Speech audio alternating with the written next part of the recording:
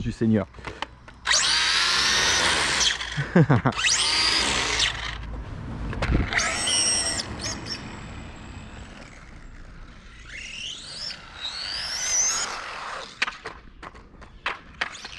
Raté. Bon, par contre, niveau autonomie, franchement, c'est énorme. Bon, la batterie aussi, hein. Par rapport à la taille de la caisse.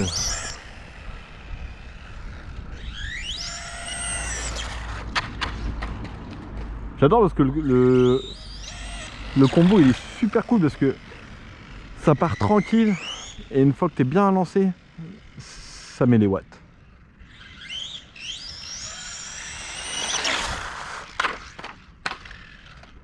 Oh, dommage. Bon, allez, j'arrête mes conneries parce que.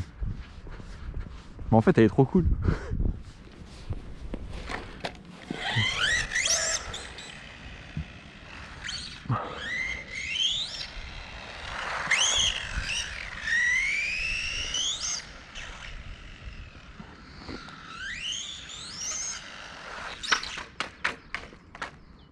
Impec.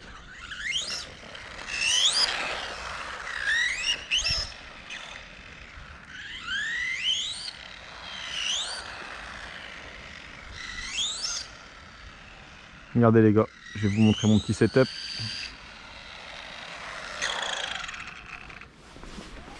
Alors, voyons voir. Bon déjà, par rapport à tout ce qu'elle a eu, bah la carreau elle a bien tenu parce qu'ici il y a un pli, ça vient vraiment renforcer le truc.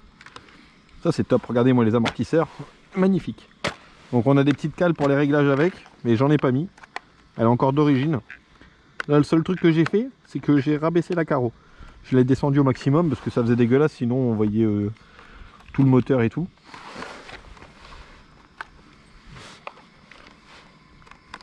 Bah, les pneus ont résisté, mais vous voyez là il y a un peu de pincement à l'avant en fait. Il faudrait carrément de l'ouverture, il faudrait que les roues soient comme ça. La voiture serait plus stable à haute vitesse. Donc voilà ma petite installation provisoire de la lipo. Mais ça va peut-être rester comme ça parce que franchement ça avait l'air d'aller. Donc en fait de base d'origine, ici c'est prévu pour mettre la mini lipo en dessous. Après tu as le cache qui vient au-dessus et tu dois mettre ton électronique sur le cache. Sauf que ma lipo est trop grande, ne passe pas dans le cache. Et regardez ce que je vous disais avec le pignon. Vous voyez, au niveau du module on est pas mal, hein. Donc pignon de 30 c'est le maximum que tu peux mettre, hein, tu vois. Après 31 ou 32 ça passe peut-être, mais faut pas déconner. Bon la couronne est toujours en vie, mais non ça va. Surtout bien faire l'entredent, hein, parce que sinon tu vas t'en souvenir. Donc là j'ai un peu fait le zazou, donc la couronne elle a un petit peu pris, mais franchement ça va, hein, par rapport à ce que j'ai fait. Sachant que le pignon n'était pas neuf, il était déjà un peu usé, donc il avait déjà pris une mauvaise forme. Bah, c'est pas mal du tout. Donc là, comme je vous disais, hein, on a le SC de la Larlo en 45 ampères qui prend 3S. Niveau moteur, on est en 28-48. Donc la petite modif que j'ai dû faire, c'est ici en dessous, là, en gros ici, là, ça passe pas avec le moteur en fait. Donc j'ai dû découper un petit peu le bas, en fait la petite butée qui était derrière, mais sinon c'est rentré nickel. Le cerveau, alors sur la notice ils disent de le coller au double face, j'y croyais pas trop.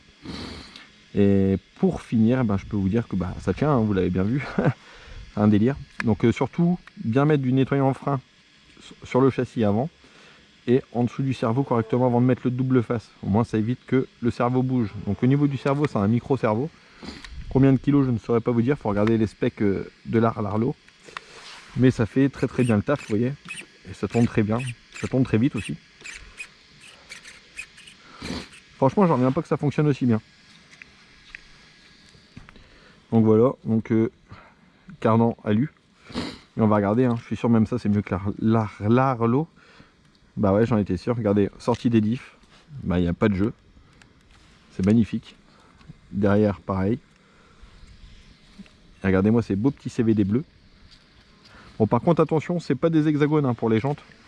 C'est des petits méplats en alu. En fait, les fusées sont en alu. Les jantes viennent se mettre dedans. Il y a deux méplats qui viennent se mettre dedans. Et c'est serré avec une vis cruciforme. Donc, je vous conseille de serrer les vis avant de commencer à rouler avec. Faites pas votre briseur. Mais voilà. Sur ce les amis, j'espère que la vidéo de la voiture à 10 balles vous a plu. Et je vous dis à la prochaine. Ciao ciao.